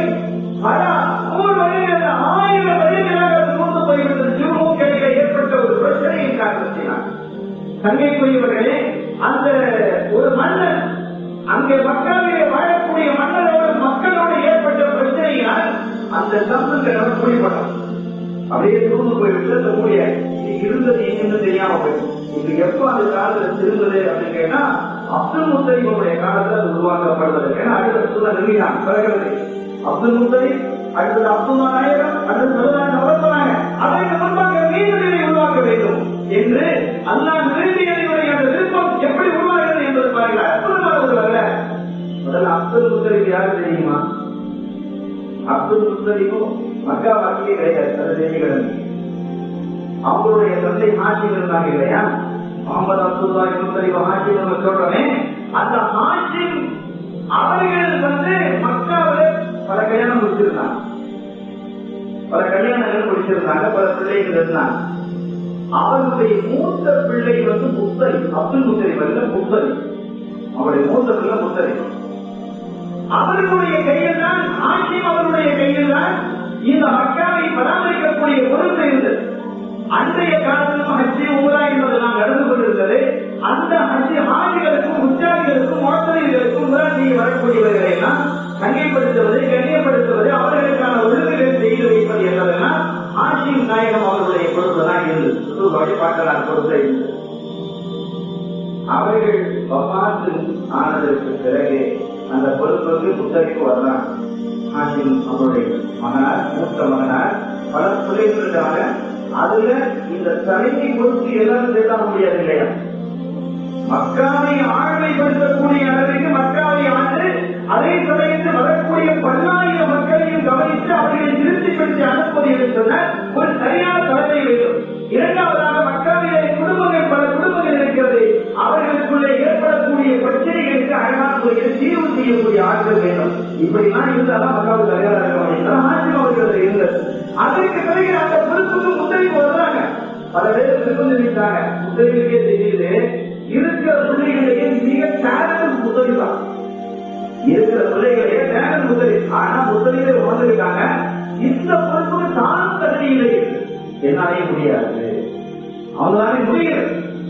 ஒரு சில வேலைகள் போனதை தாக்கு பிடிக்க முடியாமல் திணற ஆரம்பித்தார். இப்ப அவங்க யோசிச்சாங்க, இது சரியான ஒரு ஆளை கொண்டு வரணும் அப்படின்னு யோசிச்சுட்டு சரியான ஒரு ஆள் இருக்கிறான். அது யார் தெரியுமா? தன்னுடைய தந்தை ஹாஷிம் சிரியாவிற்கு வியாபாரம் செய்வதற்காக செல்லும் பொழுது மதீனாவை கடந்துதான், மதீனாவுடைய அதான் அதுவே வழியாக அமையும். சிரியாவுக்கு போகக்கூடிய வழியாக அந்த காலத்துல அதுதான் பாதையாக இருந்தது. அப்படி போகும்போது மதீனாவிலே சல்மான் ஒரு மேல கல்யாணம் முடிச்சிருந்தாங்க. அங்க ஒரு கல்யாணம் இருந்தது. ஆனால் அந்த கல்யாணம் குறித்து இருந்ததை யாருடையும் அவங்க சொல்லல. அது மறைமுகமா வச்சிருந்தாங்க. அங்க ஒரு கல்யாணம் பண்ணிருக்கிறேன் என்பதை யாரையும் சொல்லாமல் அவர்கள் மறைமுகமாக வச்சிருந்தாங்க. ஏன்னா தலைவர்கள் எல்லாம் குறைத்து குளத்தை தாண்டி கல்யாணம் பண்ணிக்க கூடாதுங்கிற மாதிரி நிபந்தனை இருந்தது. எழுதப்படாத ஒரு நிபந்தனை இருந்தது. அந்த கல்யாண தலைவராக இருக்கக்கூடியவர் ஒரு குறைத்து குளத்துல வந்தவர். சிலர் நீங்க இருக்காங்க, அந்த குளத்தை விட்டு குடும்பத்துக்கு போக மாட்டாங்க. சில ஊருக்காக இருக்காங்க, தன் ஊரை விட்டு வெளியில இருக்க மாட்டாங்க, மாப்பிள்ளை கொடுக்க மாட்டாங்க, பொண்ணு கொடுக்க மாட்டாங்க. இன்னைக்கு இருக்கு இல்லையா? அதே மாதிரி குறைச்சிகள் இருக்கிறார்கள். உயர்ந்த குளத்திற்கு கருதப்பட்டதை காரணத்தினால் வேற ஒரு குடும்பத்தை கல்யாணம் முடிக்க மாட்டார். ஆனா இந்த சலமான் ஒரு பெண்ணை ஹாஷிம் அவர்களே மதீனாவை கல்யாணம் முடிச்சாங்க. கல்யாணம் முடிச்சு ஒரு ஆம்பளை வருது. அந்த பிள்ளைக்கு ஷெய்பான்னு பேர் வச்சாங்க. மதீனாவிலே பிறந்த பிள்ளைக்கு ஷெய்பான்னு பேர் வச்சாங்க. இந்த தகவலை ஹாஷிம் தன்னுடைய மூத்த மகன் மட்டும் சொல்லியிருந்தாங்க. தம்பி, அவர் கல்யாணம் முடிச்சிருக்கிறேன், அவருக்கு சின்னம்மா அங்க ஒரு ஆள் இருக்கிறாங்க, எங்க மதீனா இருக்கிறாங்க, ஒரு ஆம்பளை பையன் நம்ம தம்பி ஒண்ணு இருக்கிறாப்பா, அவங்களுக்கு செய்வா, ரொம்ப திறமையான பையன். இந்த செய்தி நான் யாரையும் சொல்லல, ஏதோ ஒன்று சொல்லணும் ஏதோ ஒரு உணர்வு வந்தது, நான் சொல்லி வச்சிருக்கிறேன். ஆனா முறைப்படி நான் கல்யாணம் முடிஞ்சு அழகான முறையில அங்க இருக்கக்கூடிய அறிஞர்கள் மூலமாக திருமணம் முடிந்து எனக்கு ஒரு ஆண் குழந்தை பிறந்திருக்கிறது. அந்த குழந்தைக்கு நான் செய்வாங்க பேர் வச்சிருக்கிறது அவங்களுக்கு தெரியும். யாரும் முஸ்லிமுக்கு மாத்திரம் தெரியும். ஹாஷிம் அவர்கள் விமானத்திற்கு பிறகு அந்த பொறுப்புக்கு வந்த முஸ்லிமான் மக்களுடைய பிரச்சனைகளை சமாளிக்க முடியாமல் திணறிய போது அதற்கு முன்பாகவே ஓரில் போய் மதீனாவுக்கு அவசரம் சிரியாவுக்கு போயிட்டு வரும்பொழுதுலாம் அங்க போயிட்டு வருவாங்க. சின்னமாவையும் பார்த்துட்டு தம்பியும் பார்த்துட்டு வருவாங்க. அப்பதான் பார்த்தாங்க, தம்பி அழகுக்கு அப்படி அழகு, பாப்பாவை முடிச்சு வச்ச மாதிரி இருக்கிற தன்னுடைய தந்தை ஹாஷிம் மாதிரி இருக்கிற. இன்னும் சொல்ல போனா கவலைகள் தந்தையை விட ஒரு மேல இருக்கிற அறிவு, ஆற்றல், அழகு, பண்பு, ஒழுக்கம் என்று எல்லா வழியிலும் அம்பு எய்வதா, நீச்சலா என்று எல்லாவற்றிலுமே படிப்பு கவலை இருக்கிறவர்களாக ஆற்றல் மிக்கவராக அவர் இருக்கிறார் என்று வருகிறார். இப்ப பார்த்தாங்க, இந்த பொறுப்புக்கு அவர் தான் கொண்டு வரணும். அவங்க முடிக்கிறான், தம்பியை கொண்டு வர வேண்டியதான், செய்வாவை கொண்டு வர வேண்டும் என்ற ஒரு முடிவோடு அவரை மதீனாவுக்கு வர்றாங்க. மதீனாவுக்கு வந்து சின்னமாக போறாங்க. என்னப்பா அக்காவுடைய பொறுப்பு என் கையில் இருக்கிறது உங்களுக்கு தெரியுங்களா? முடியலமா, தாங்க முடியல. ஏற்படக்கூடிய பிரச்சனைகள், குடும்ப கூட்டங்கள், கோத்திர சண்டைகள், இவைகளையெல்லாம் தாக்கு பிடிக்க முடியாமல், தீர்வு செய்ய முடியாமல் நான் திணறிக் கொண்டிருக்கிறேன். அதுபோன்று ஆட்சிகளும் வாசல்களும் வந்து குழுமையவர்களாக இருக்கிறார்கள். அந்த வழியிலே அவர்களை எல்லாம் குறையாக எப்படி வியூகம் அமைத்து அவர்களுக்கு கடியப்படுத்துவது என்பதெல்லாம் தெரியாமல் நான் திணறிக் கொண்டிருக்கிறேன். இப்ப சரிபார்த்தனை எதுக்காக சொல்றேன், இந்த பொறுப்பை கம்ப்யூட்டை செயல்பாட்டை பொறுத்தவெல்லாம் நான் விரும்புறேன். அதுக்கு நம்ம பொருத்தமானவர்கள் சொன்ன பொதிச்சாங்க. வேலையா சரி, நீங்க மக்காவுள்ளாரு, நாங்க மதீனாவாசி, உன் ரத்தம் தான், உன் தந்தையினுடைய ரத்தம் தான், அதே சந்தேகம் இல்லை. ஆனால் எனக்கு இருக்கிறது ஒரு குலமாக இருந்தார்கள். உங்க அம்மாவுக்கு எத்தனை பிள்ளை இருக்கிறாங்க, உனக்கு வேற சின்னமாக இருக்கிறாங்க, அவங்களுக்கு எத்தனை பிள்ளை இருக்கிறாங்க, அவங்க ஏன் உடக்க முடியலையா, அவங்க கொள்வா அப்படின்னு அவர்களை எல்லாம் சேர்த்து கொள்வா. ஒரு குழு அமைத்து என் பிள்ளைகளை அனுப்ப மாட்டேன், நான் ஒரு பிள்ளைய ஒன்னே ஒன்று கண்ணைகள் நான் வச்சிருக்கிறேன், இதை நான் அனுப்புறதா எப்படி அவர் வருகிறார். இல்லம்மா, புத்தரிப்பு விடல, கெஞ்சி கதை நீங்களும் வேணுமாக நம்ம உங்க பிள்ளையோட நீங்க இருங்க. இப்போ வளர்ந்து நல்ல வாலிபமா அழகா ரொம்ப அற்புதமாக இருக்கிறாங்க. கண்டிப்பா பார்க்கறதுக்கு ரொம்ப அழகா இருக்காங்க. அவர் உதவி பார்க்கறாங்க. எல்லாமே பண்ணுமோ அந்த அளவுக்கு அறிவும் ஆற்றல் நிதானம் அற்புதம் பொறுமை எல்லாமே இருக்கிறது. மிக சரியான ஒரு அற்புதம் சொல்ல போனா நம்ம வாப்பாவை ஒரு படி கூட இருக்குது. அப்பா மனசு கருணையான ஆட்தான். அவங்களை தாண்டி ஒரு அற்புதமாக இவர் இருக்கிறார். எப்படி இவரை கொண்டு வந்து விட வேண்டும் என்று தெரிவித்தான் அவர் அழைத்தார். அந்த அம்மாவுடைய இதெல்லாம் பேசி மக்காவுடைய பொறுப்பை ஏற்பதற்கு நான் நீ என்று ஒவ்வொருத்தரும் போட்டி போட்டுக் கொண்டிருக்கும் பொழுது அந்த பொறுப்பு உங்க பிள்ளையை தேடி வருதமா, நீ ஏமா இப்படி இருக்கிறீங்க என்று எவ்வளவோ கெஞ்சி கதறி கேட்டதற்கு பிறகு நீங்க அடுத்ததுன்னா அந்த ஊரை விட்டு நான் போக மாட்டேன், இங்கே நான் செத்து போயிடுவேன் அப்படின்னு சொல்ல ஆரம்பிச்சாங்க. வழி இல்லாமல் தன்னுடைய பிள்ளையை அனுப்பி வைக்கிறாங்க. அவங்களை அழைத்துக் கொண்டு தன்னுடைய ஒட்டகத்தை பின்னால் உட்கார்ந்து இருக்கிறாங்க. ஜெய்பா தம்பி உட்கார்ந்து இருக்கிறாங்க. இவங்க முத்தலையும் ஒட்டகத்தை ஓட்டிட்டு மதியாமல் வருகிறாங்க. அப்பதான் எல்லாரும் பாக்குறாங்க, இது யாரு, இது யாரு, புதிய ஒரு பேரை பாக்குறாங்க. ஒரு இளைஞராக இருக்கிறார், யாரப்பா இவரு, இவர் யாரு இல்லைன்னா அவங்க மக்கள் நினைக்கிறாங்க. முத்தலைக்கு ஒரு பதிவு இல்லை, அவங்க ஒட்டகத்தை ஓட்டிட்டு வர்றாங்க. இனி மக்கள் அவரா இருக்கும், இவரா இருக்கு, கற்பனையா பேசுவாங்க இல்லையா, அந்த மாதிரி பேசி ஒரு முடிவு போடுறாங்க. முத்தலிமுடைய அடிமை போல அவர் இங்கே அடிமையை வாங்கியிருப்பாரு. அப்துல் முத்தலிம் அப்துல் முத்தலிமுடைய இயற்கையை எதிர்ப்பா செய்வான். மக்கள் வாசிகளையா நம்ம மதினா, அவருடைய நாயகம் மதினா, அவருடைய அசல்கையை செய்வான். முத்தலிமு தன்னுடைய சகோதரர் அண்ணன் முத்தலிமுக்கு பின்னால் உட்கார்ந்து மக்கள் எல்லாம் பார்த்துக்கிட்டு நினைச்சாங்க, முத்தலிமுடைய அடிமையா இருப்பாரா, அடிமைக்காரர்கள் அப்து முத்தலிமுடைய அடிமைக்கு அவர்கள் சொல்லுவோம், அப்துல் முத்தலிம் சொல்லுவோம். எல்லாரும் அப்துல் முத்தலிம் சொல்ல ஆரம்பிச்சாங்க. அப்துல் முத்தலிமா முத்தலிம் யாரையும் வாங்கி கொண்டிருக்கிறது, அப்துல் முத்தலிம் அப்துல் அங்கே பெயராக மாறி போனது. இதுதான் நடந்தது. இப்ப அப்துல் முத்தலிம் அவருடைய கையிலே மக்காவினுடைய பொறுப்பை எல்லாம் கொண்டு வந்து கொடுக்கிறார். இந்த மக்காவை மதியனாக எல்லாம் எப்படி செக் பண்ணலாம் பாருங்க. எவ்வளவு அற்புதமாக எல்லாம் வடிவமைத்து வைத்திருக்கிறார். அப்பொழுது அற்புதமான ஒரு தொடர்பை ஏற்படுத்தினார். அப்துல் முத்தலிம் அவர்களுக்கு ஒரு குழந்தை பிறகு அவர்கள் அங்கே கல்யாணம் பண்ணிக்கிறாங்க. ஒரு குழந்தை பிறகு அவர்கள் ஹாரிஸ் என்று பெயர் வைக்கிறார். முதல் மூத்தவன் ஹாரிஸ். இமா அப்துல் முத்தலிம் சொல்றான், ஜம்சமை உருவாக்க காலம் நெருங்குகிறது. தன்னுடைய ஹபீப் ஸல்லல்லாஹு அலைஹி வஸல்லம் அவர்கள் பிறக்கும்போது எல்லாம் தயாரா இருக்கும், எல்லாம் ரெடியா இருக்கும் அப்படின்னு நல்லா விரும்பி இந்த ஜம்சம் கிணறு மூடப்பட்டு 1000 வருடங்களுக்கு தயாராக ஆகிவிட்டது. இது எங்க இருந்தது, ஏதோ ஒரு வரலாறுல ஜம்சம் கிணறு இருந்தது அப்படின்னு சிலர் நினைக்கிறாங்களே தவிர ஜம்சம் கிணறு இருந்ததையே நிறைய மறந்து போயிட்டாங்க. ஆனா நிறைய கிணறுகள் மக்காவிலே இருந்தது. நீங்க எங்கேயாவது ஒரு கிணறு காட்ட முடியுமா? மக்காவில் எங்கேயாவது ஒரு கிணறு இருக்கா? ஜம்சம் தவிர எங்கும் இல்லை. எங்கும் கிணறுகள் பணிகளை பார்க்க முடியாது. ஆனா பல கிணறுகள் இருந்த வரலாறை சொல்கிறது. மிக தெளிவாக சொல்றது, மக்காவினுடைய பல பகுதிகளில் ஜம்சம் அல்லாத கிணறுகள் இருந்தது. ஜம்சம் இருந்ததே மக்களுக்கு மறந்து போயிட்டு, பெரும்பாலும் மக்கள் மறந்து போயிட்டாங்க. இப்போது அது உருவாக்க வேண்டிய நேரம். அப்துல் முத்தலிம் சொல்றாங்க, ஒரு நாள் இரவு நான் ஹிஜ்ரி இஸ்மாயில்ல படுத்திருந்தேன். அப்போது ஒரு கனவு அசானியாசின் ஒருவர் வந்து அவர் சொன்னார், தீபாவை நீ தோன்று அப்படிங்கிறான். நான் கேட்டேன், தீபா தீபானா என்னது, எதுல விளையாம இருக்கு? ஒரு கனவிலே வருகிறார், பார்ப்பதற்கு அழகாக இருக்கிறார். அவர் வந்து என்ன சொல்கிறார், தீபாவை தோன்று அப்படிங்கிறார். தீபானா என்ன? ஓமா தீபா. அவர் போயிட்டார், சும்மா ரஹபானி பதில சொல்ல போயிட்டார். மறுநாள் நான் அந்த இடத்துல படுத்திருக்கும் பொழுது அதே ஆசிரியர் வர இருக்காங்க. தொடர்ந்து 2ஆம் நாள் வர வந்து இடத்தை சொன்னார், திருநாவை போன்று அப்படின்னார். திருநாள் என்னது? நேற்று வந்து தீமாந்தீங்க, எனக்கு என்னதான் வழங்கல, இன்னைக்கு திருநாள் ஓமா திருநா திருநாளா ஏன்னா அப்படின்னு கேட்கிறாங்க. அது போயிட்ட பதில் சொல்லல. 3ஆவது நாள் ஏதோ நான் அங்கே படித்திருக்கும் போது அப்பொழுது வந்தார், மௌனூனாவை போன்று, மௌனூனாவை போன்று என்கிறார். மௌனூனா என்ன? இது 3ஆவது நாள் இருக்கு. அப்பவும் அவர் போயிட்டார், பதில் சொல்ற. 4ஆவது நாள் திரும்ப அவரை கருத்தை வந்து அவர் சொன்னார், எங்களிடத்துல தோன்று அப்படின்னா.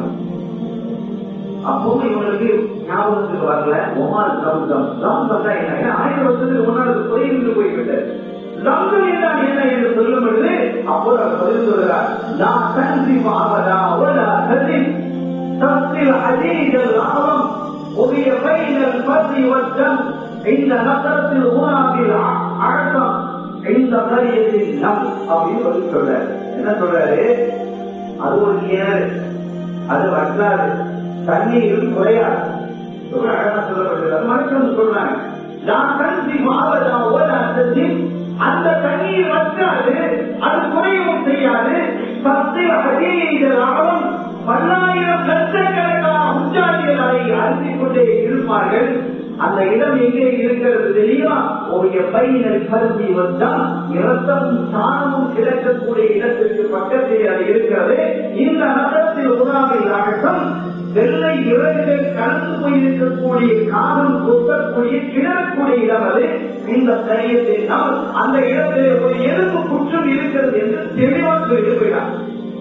அப்பா அதுக்கு ஆமா சொந்தம் ஒரு கிணறு இருக்குது, அது சொன்ன சொல்றாங்க. சரி, இந்த இடம் எது அப்படின்னு பாக்குறாங்க.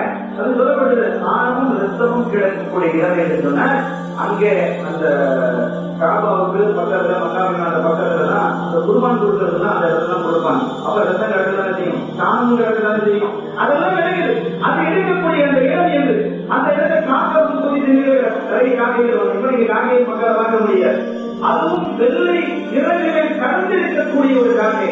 இந்த தைரியத்தில் அந்த இடத்துல ஒரு எலும்பு போட்டு பார்த்தா எலும்பு போட்டு இதுதான் சரியான இடம் என்று சொல்லி அந்த இடம் நமக்கு தெளிவாக ஆகிவிட்டது.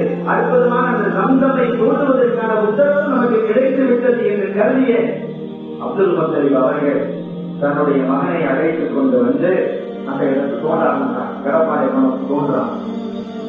மற்ற பயிற்சி குடும்பத்தில் உள்ள வீரர்கள் இருப்பாங்க, மற்ற நிறைய குடும்பங்கள் இருக்குல்ல, பயிற்சியிலேயே நிறைய பிரிவுகள் இருக்கிறது. அந்த வீரர்கள் தான் நிறைய வந்தாங்க. அப்துல் முத்தலிப் என்ன பண்றீங்க? இல்ல ஜம்சம் தோன்றோம். ஜம்சம் பத்தி நாங்களும் கேள்விப்பட்டிருக்கோம். இந்த இடத்துல நீங்க தோன்றீங்கன்னு சொன்னா இந்த ஜம்சம் யாருக்குரியது? இது பிரச்சனைகள் இருக்கிறது. இந்த ஜம்சம் யாருக்குரியது? அப்துல் முத்தலிப் எனக்குரியது. அதே உங்களுக்கு மட்டும் அது எப்படி உங்களுக்குரியதாக ஆகும்? நாங்க யாரு? நாங்க இஸ்மாயில் அலைஹிஸ்ஸலாமுடைய பிள்ளைகள் இல்லையா? நாங்கள் அவர்களுடைய வாரிசு தானே. எனவே அந்த சம்பவத்தை நாங்களும் சொந்தம் கொண்டாடுவோம் என்று சொன்னபோது சொன்னாங்க, மகனே நீங்க யாரும் நெருங்க விடாம பாருங்க, நெருங்க விடாம பாருங்க, நான் பார்த்துக்கொள்கிறேன் என்று சொன்ன போது அவங்க எல்லாம் சண்டைக்கு வர ஆரம்பிச்சாங்க. ஒரு ஆளால சமாளிக்க முடியுமா? தோண்ட முடியாம ஆயிடும். அவங்க சொன்னாங்க, இதுக்கு எங்களுக்கு உரிமை. ஏன்னா அது ஒரு வரலாறு இருக்குது. அதுக்குள்ள நிறைய சங்கம் போடப்பட்டதாக ஒரு வரலாறு உண்டு. ஏன் சண்டைக்கு வந்தாங்கன்னா அங்க காலத்துக்குள்ள அந்த வரலாற்றுல அந்த மன்னர் அதை மூலம் காபாவுக்கு சொந்தமான சில தங்க பொருள்கள் எல்லாம் உள்ளே போடப்பட்டிருக்கிறது. எனவே அந்த தங்க பொருளுக்கான சண்டைக்கு வந்தாங்க. எங்களுக்கு அதை பங்கிருக்கு இல்லைன்னா எப்படி தண்ணி உள்ள எல்லாம் தண்ணி குடிச்சு போவாங்க. வேலை பணம் வருவது சண்டையை சேர்ந்து வரும். அந்த மாதிரி வருவது எனக்கு மட்டும் இந்த அப்துல் முத்தலிப் அவர்கள் சொல்ல அவர்கள் போராட இருவருக்கு இடையே பிரச்சனைகள் வந்தது. கடைசியில் சரி அவங்க நானே பிரச்சனையை தீர்த்து வைக்கிறாரு, நீங்க எங்க வந்து நீங்க பிரச்சனை பண்ணக்கூடாது. ஆனால் இது என்னிடம் மட்டுமே சொல்லப்பட்டு இது எனக்கு மட்டுமே உத்தரவு சொல்லப்பட்டதா, எனக்கு மட்டுமே சுத்தமானது என்று நான் கருதுகிறேன்.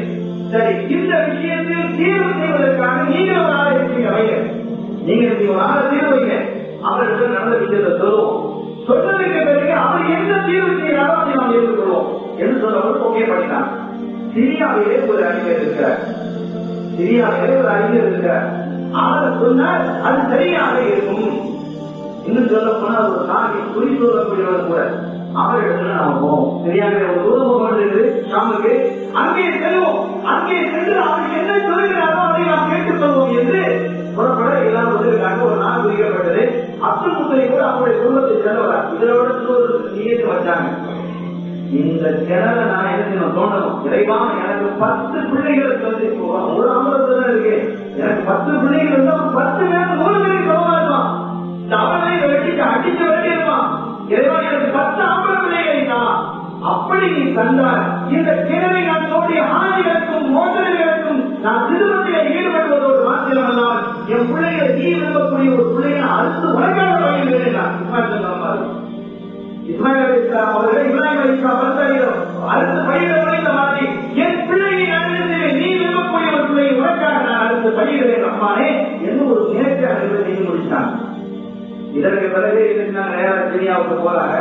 போற வழியில இவங்க ஒரு குருவா போறாங்க, அவங்களும் ஒரு குருவா வராங்க. தனித்தனியாக பக்கத்துல நடந்து போறாங்க. சொந்தக்காரங்க தான் இல்லாம போறாங்க. ரெண்டு குருவா போயிட்டு இருக்காங்க. போற வழியில இவங்களுக்கு கொண்டு வந்த தண்ணியெல்லாம் முடிஞ்சு போச்சு. யாரே அப்துல் முத்தலிப் போட வந்த தண்ணியெல்லாம் முடிஞ்சு போச்சு. மாறி வந்து நிற்கிறான். அவங்களுக்கு தண்ணி கொஞ்சம் அவங்களும் பரவாயில்ல முடிஞ்சு கொஞ்சம் வச்சிருக்கிறாங்க. அவங்க போய் கேட்டாங்க, தண்ணி தாங்கப்பா. அவங்க சொன்னாங்க, தண்ணி தோன்ற கிணறுல தானே பிரச்சனையே வந்தது, தண்ணி தான் தரமாட்டோம். பிரச்சனையாக வந்திருக்கு, எங்கிட்ட தண்ணி கேட்டு வந்திருக்கீங்களா? தண்ணி தர முடியாது. தண்ணி தானே கேட்கிறோம், கொஞ்சம் தாண்டி போய் தண்ணி கிடைக்கும் போது நாங்கள் ரொம்ப கஷ்டம். தரவே முடியாது.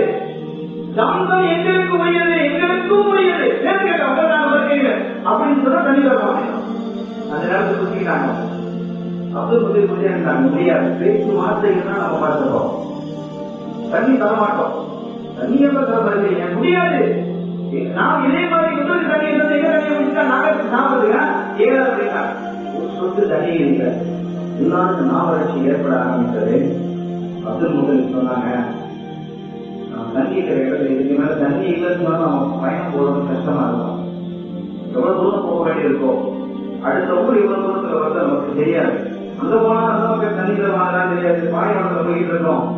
எனக்கு இது பெரிய ஒரு கஷ்டமா இருக்குது. நான் ஒரு முடிவுக்கு வந்தா நீங்களா எதிர்க்கிறீங்களா சொல்லுங்க. நம்ம என்ன செய்வோம்? எல்லாரும் ஒன்று வந்து நம்ம முந்தா போறதை விட எல்லாரும் அவங்களுக்கு பக்கத்துல ஒரு கவலை இப்படியே தோணுலன்னா அற்புதமான வரல. எல்லாரும் கவலை நீங்க தோணுங்க. அந்த கவலை பக்கத்திலே நம்ம இருப்போம். யாராவது வந்து மோத்தானா அவரை பக்கத்துல உள்ளவங்களோட கல்வி பொறுத்தே பண்ணிடலாம். இப்படி ஒவ்வொருத்தரும் போதாய் படிப்போம். உங்களையே மோத்தாகும். இப்படி செய்வோம் என்று சொன்னபோது எல்லாம் எடுத்துட்டாங்க. அப்துல் முத்தலிப் அப்படி எடுத்துக்கிறாங்க. அப்போது கூட அவங்க தண்ணியில இருந்து முனையில எல்லாரும் இப்பவே கொஞ்சம் கொஞ்சம் கை போயிட்டா தண்ணி தாக்கம் அதிகமா இருக்குன்னு சொன்னா இதை புளியும் தோண முடியாது. புளி தோண முடியுமா? அவ்வளவு வழிகளாக போய்விடும் சொல்லி புளியை கூட தன்னுடைய தமிழரை கூட தோண்டி வைத்திருக்காங்க. அப்படி தோண்டி வைத்திருப்பாங்க. தண்ணி தாக்கம் அதிகமாகிட்டு இருந்தது. திடீர்னு அப்துல் முத்தலிப் அவருடைய தமிழ் நல்ல ஒரு செய்தியை போனான். அவங்க சொல்றாங்க, ஆமா ஏன் வேலை செய்வோம், நம்ம எடுத்துக்கிட்டே சாப்பிடுவாங்க, கொஞ்சம் பழக்கம் கொஞ்சம் கூட தான் போய் பார்ப்பேன். பார்த்தா எவ்வளவு கிராமம் இருக்கிறாங்க இல்லையா? அவங்க தண்ணி தரலாம் இல்லையா? தண்ணி தரலாம் தரமாட்டாங்க. நாம ஏன் முடிவு செய்யணும்? கிராம பக்கத்தில் இல்லை என்று நாம ஏன் முடிவு செய்ய வேண்டும்? போய் பார்ப்போம். இருக்க வகையுடைய உடலிலே ஆட்கள் இருக்க வகை நம்ம போவோம். போன வகையில் எவ்வளவு மொத்த உடைய அருகில் போயிட்டு இருக்கோம். அந்த மாதிரி செய்யலாமே என்று சொல்லப்படுது. அதிகமாக எடுத்துருக்காங்க, ஏற்றிருக்காங்க. அவங்களோட தண்ணி இருக்குல்ல, அவங்க பார்த்துட்டு இருக்காங்க. சரி எழுதுங்க என்று சொல்லி அப்துல் முத்தலிப் தன்னுடைய ஒட்டகத்தை எழுப்புகிறார். எழுப்பும் பொழுது அந்த ஒட்டகத்தினுடைய காலடி பட்ட இடத்திலிருந்து தண்ணீர் கீழாங்க. தண்ணீரை போடுறோம். தண்ணீர் தான் அப்படி கொப்பளித்து அங்க இருக்கக்கூடியவர்கள் ஆச்சரியப்பட்டாங்க. எல்லாரும் தண்ணியை குடிச்சாங்க. எல்லாம் தன்னுடைய குருதிகள் எல்லாத்தையும் எடுத்துட்டாங்க. அவங்க பாக்குறாங்க, அவங்களை கூப்பிட்டு வாங்க, இந்த தண்ணி எங்களை எடுங்க, இந்த வரைதான் தண்ணீர் எல்லாம் அவங்களுக்கு அப்துல் முத்தலிப் கொடுக்கிறார். உயர்ந்த குழந்தை இல்லையா? என்னுடைய தண்ணீர் தர மருத்துவர்கள் தண்ணி அவங்க தெரிவித்து வைக்கிறாங்க. நாங்க அப்துல் முத்தலிப் தெரியாம போவானா ஒன்றும் போவானா அல்ல இங்கேயே உங்களுக்கு தான் அந்த சம்பந்தம் உங்களுக்கு உயிர் நாங்கள் இங்கே எங்களுக்கு காட்டிதான். எனவே நாங்க உங்களுக்கு இதே உங்களோட நாங்க இது செய்ய மாட்டோம், சண்டை போட மாட்டோம். உங்களோட குசோவன் அந்த இணக்கமாக நாங்கள் நடத்துகிறோம், பிணக்கவே நாங்கள் கொண்டு வர மாட்டோம். என்ன வேண்டாம் நீங்க உங்களுக்கு உறுதியாக நாங்கள் இருப்போம். தெரிஞ்சுக்கோம். இப்பவே எங்களுக்கு தெரிஞ்சு போச்சு. அதோடு மட்டும் இல்லாம தண்ணி தரமாட்டோம் இருக்கிறது எங்களுக்கு போனது நீங்க தண்ணி தரீங்க. இது உங்களுக்கு மட்டுமே சொந்தமாக தெளிவாக இருக்கும் பொழுது அல்லாஹ் உங்க காலடிகளில் இது உருவாக்கி இருக்கிறார். நீங்கள் வாகனித்த அந்த வாகனத்தினுடைய காலடிகளில் உருவாக்கி இருக்கிறார். எனவே இது உங்களுக்கு சொந்தமானதுதான். அந்த இதுவே உங்களுக்கு சொந்தம் இருக்கிறது, சொந்தமும் உங்களுக்கு சொந்தம் என்பதைத்தான் அல்லாஹ் இதை காட்டியிருக்கிறான். நாங்க இதில் ஒன்றும் சேர்க்க மாட்டோம் சொல்லிட்டு போனோம். அதே மாதிரி செய்து போனாங்க. தம்சமை தோண்டினார்கள். அங்கே பார்த்தா உண்மையிலே தங்கம் உள்ளது. தங்கம் உள்ளதுக்கு அதற்கு உள்ளே நிறைய ஆயுதங்கள் இருக்கு. ஆயுதங்கள் அருமையான ஆயுதங்கள், அதுவரைக்கும் குறிப்பிடிக்காத ஆயுதங்கள், கடுமையான விலைகள், அவ்வளவான ஆயுதங்கள் தங்கமும் விலை இருந்தது. இப்ப அவ்வளவு தங்கத்தை பார்த்தவன திரும்பி குறைகளுக்கு மேலே ஏறினான். இல்லத்துக்கு வந்துட்டாங்க அப்படின்னு கேட்கறாங்க. வருவீங்க வாங்க வேணும் அப்படின்னு அதான் என்ன பேசி இல்ல அது நாங்க சொன்னோம். தங்கம் எடுத்துருக்கீங்க அதெல்லாம் தனியா வந்துருச்சு. இந்த தங்கத்தை எங்களுக்கு பண்ணலாங்க. தங்கங்கிறது பங்கு அதை நீங்க பண்ணாங்க. தங்கத்தை எங்களுக்கு பார்க்கணும் என்று சொல்லப்படுது. அவங்க சீட்டு குளிக்க போறோம். 2 சீட்டு, காபாவுக்கு 2 சீட்டு, எனக்கு 2 சீட்டு, மற்ற உங்களுக்கு 2 சீட்டு, 6 சீட்டுகளை குளிக்க போறோம். 2 சீட்டா இருக்கும். எனக்கு முதல் 2 சீட்டு, உங்களுக்கு காபாவுக்கு 2 சீட்டு இருக்கும், எனக்கு 2 சீட்டு இருக்கும், உங்களுக்கு 2 சீட்டு இருக்கும். எந்த சீட்டு அந்த காலத்தில் சீட்டு குளிக்க போடுவது என்பது மடமையில் இருந்தது, செல்வாக்கு காலத்திலே அது இருந்தது. ஆகவே இந்த சீட்டு குளிக்க போட்டு எந்த வகையிலும் அதை நாம் ஒத்துக்கிறோம். சரிதான், முதல்ல குளிக்க போட்டாங்க. காபாவிற்கு தங்கம், தங்கம் காபா அப்படின்னு போட்டோம். ஒரு சீட்டை காபா இருக்கும், ஒரு சீட்ல தங்கம் இருக்குது, ஒரு சீட்ல அப்துல் முத்தலிப் சொல்வதார், ஒரு சீட்ல இந்த ஆயுதங்கள், ஒரு சீட்ல குறைகள், அவர்களுக்கு பொருள்கள் என்று 6 சீட்டில் குளிக்க போடப்படுகிறது. 2 சீட் எடுக்கப்பட்டது. 2 சீட் எடுக்கப்பட்டு காபா தங்கம் என்று வந்தது. காபாவுக்கு தான் தங்கமா சொந்தமாகி சொல்லிட்டாங்க. காபாவுக்கு வந்துருச்சு. இதுல எனக்கு எந்த பங்கு கிடையாது. இந்த காபாவை காபாவை அழகுபடுத்துவதற்காக நாம் என்ன செய்வோம், இந்த தங்கத்தை செலவழிப்போம் சொல்லுகிறார். அடுத்த ஆயுதங்கள் நிறைய இருக்கு, அது ஒரு பெரிய வேலை. அதை குறிப்பிட்டு பார்த்தா அப்துல் முத்தலிப் ஆயுதங்கள் வந்துருச்சு. பயிற்சி எதுவுமே சொல்லுகிறார். முதலாவதாக காபாவிலே தங்கம் கலந்த வாசலை அப்துல் முத்தலிப் தான் போறாங்க. முதலாவதாக அந்த தங்கத்திலே இந்த வாசல் காபாவில் தங்கம் வந்துருச்சு. அதனால இவருக்கு இந்த தகவல் எல்லாம் மிக தெளிவாக பேசப்படுகிறது. நான் பேசக்கூடிய செய்திகள் சீரத்தீபதி விஷயம், சீரத்தீபதி கதிர், அதே போல சீரத்தீபதி இஸ்ஹாக் போல வரலாற்று கதைகளிலே இடம்பெற்றிருக்கிறது. தங்கிக்குரிய பெருமக்களே அதை செய்தார்கள். அதோடு மாத்திரம் அல்லாமல் அந்த வாழையும் நடக்க வைக்கிற காபாவுக்கு மற்ற பகுதிகளை சீரமைப்பதை ஒழுங்குபடுத்துவதற்காக எல்லாத்தையும் செய்ய முடிந்தார். கணக்கில் எண்ணி அவர்கள் எடுத்துக்கொள்ளவில்லை என்பது வரலாறு. அருமையான பெருமக்களே, இவ்வளவு அற்புதமாக செய்ததற்கு பிறகு கொஞ்ச நாள் அதற்கு பிறகு அவங்களை நேற்று செஞ்ச மாதிரி ரப்பல் ஆலமீன் அல்லாஹ் ஜல்லல்லாஹு ஒரு காலம் 10 ஆம்பளை பிள்ளைகளை கொடுத்தான். 10 பிள்ளைகளை கொடுத்தான். 10 பிள்ளைகளை கொடுத்ததற்கு பிறகு கொஞ்ச நாள் கழிச்சு தான் ஒரு ஞாபகம் வருது. ஒரு நேற்று ஒன்று செஞ்சாங்க, ஒரு 10 பிள்ளைகள் ஒரு பிள்ளையை அறுத்து பழியிடுறது அப்படின்னு ஒரு நேற்று செஞ்சோம் இல்லையா, அந்த நேற்றை நிறைவேற்றவே என்ற எண்ணம் அவர்களுக்கு வந்தது. இப்ப யார பழியிடுறது அப்படின்னா அதுக்கு தீர்ப்பு குளிக்க போறோம். தீர்ப்பு குளிக்க போட்டா கடைசி பிள்ளையான அப்துல்லா நாயனுடைய பேர் வருது. ரசூலுடைய வாப்பா பேர் சொன்னாங்க. இரண்டு முறை அழுக்கப்பட இருந்தவர்களுடைய மகன் நான். அழுக்கப்பட இல்லையா, நம்முடைய காலம் இது கட்சியுடைய காலம். இன்னொரு அப்துல்லா நாயகம் அழுக்கப்பட இருந்தாங்க. ஆக 2 முறை அழுக்கப்பட இருந்தவர்களுடைய மகன் நான் என்று சொல்லி காட்டினார்கள். அனபுல் ரபியஹை 2 முறை அழுக்கப்பட இருந்தவர்களுடைய மகன் என்று அவர்கள் குறிப்பிட்டு காட்டினார்கள். முதல் மகன் ஹாரி, கடைசி மகன் அப்துல்லா நாயகம் ரலியல்லாஹு தஆலா. ஹாரி, அதுக்கடுத்து ஜுபைர் ரலியல்லாஹு தஆலா, ஜஹீர், முதிரார், முகப்பம், அபூலஹப், அப்பாஸ் ரலியல்லாஹு தஆலா, ஹம்ஸா ரலியல்லாஹு தஆலா, அபூ தாலிப், அப்துல்லா ரலியல்லாஹு தஆலா. 10 ஆண்கள். இதெல்லாம் ஒவ்வொரு இருந்தாங்க. நிறைய பேர் வரலாறு இருந்தாங்க. அருமையான பெருமக்களே, இப்ப 10 பிள்ளைகள் ஒரு பிள்ளை அடுத்து பையனும் எல்லாருக்கும் கடைசிக்குள்ள மேல புத்தி பிள்ளை மேல மாற்றம் கூடதானே இருக்கும். கடைசி பிள்ளை வேற சின்ன பிள்ளை வேற எல்லாருக்கும் இயல்பு. அப்துல்லா நாயகம் அழகு கூட, அதிகமான அழகு, அறிவு, ரொம்ப நிதானம், பண்பு, பக்குவம் எல்லாம் இருக்கு. சர்வாதி நம்முடைய புதுநர்கள் இருக்கிறாங்க, எப்படி இருப்பாங்க அப்துல்லா நாயகம். எனவே அந்த பிள்ளைகள் மீது தனி மாற்றம் அவர்களுக்கு இருந்தது உண்டு. எல்லாருக்கும் சமநிலையிலே சமமாக கவனித்தாலும் கூட அன்பு என்பது அவர்கள் மீது அதிகமாக இருந்தது. அப்படிப்பட்ட நிலையிலே அந்த பிள்ளைகள் அதிகமான பாசத்தை காட்டி வர்றாங்க. இப்ப சீட்டு குடிக்க போறாங்க. யாருடைய பேர் வருது? அப்துல்லாவுடைய பேர் வருது. அப்துல் முத்தலிப் சொன்ன வார்த்தை காப்பாற்றக்கூடியவர். எடுத்து போயிட்டாங்க. எடுத்து போய் கால் கடையில போட்டு அறுக்கிறதுக்கு ரெடி ஆகும் பொழுது அப்துல் முத்தலிப் நாயருக்கு 2-3 மனைவிமார்கள் இருந்தாங்க. இந்த 10 பேரும் ஒரே தாய்க்கு வந்தவர்கள் இல்லை. எல்லாத்துக்கும் அப்பா அப்துல் முத்தலிப் தான். உம்மா மாதிரி வேற வேற இருக்காங்க.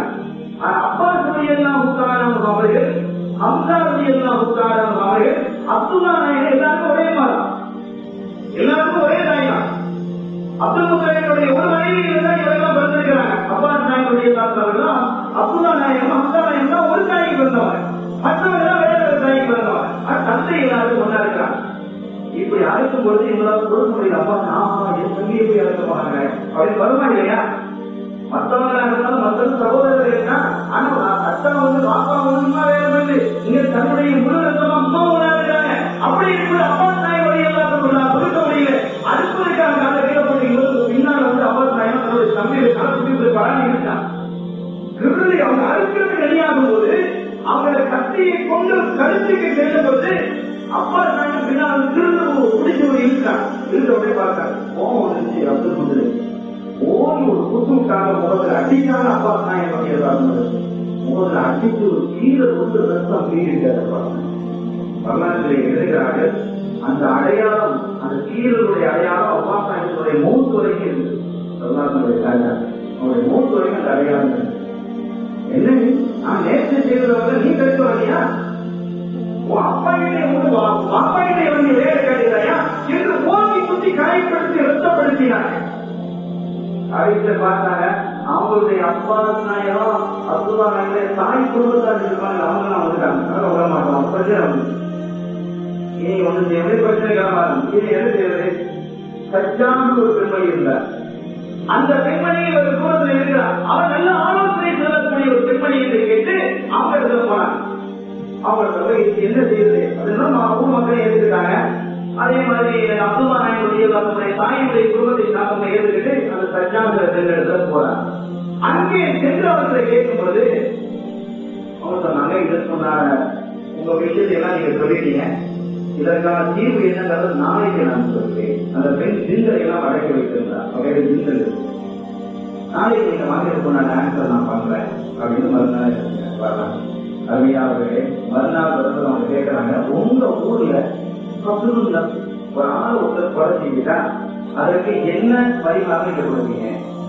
உங்களுக்கு ஒரு ஆள் கொலை செஞ்சுட்டா அதற்கு என்ன பரிகாரம் நீங்க கொடுப்பீர்கள் என்று கேட்ட பொழுது அப்போது அவங்க சொன்னாங்க, நாங்க வந்து 10 ஒட்டகம் கொடுப்போம்.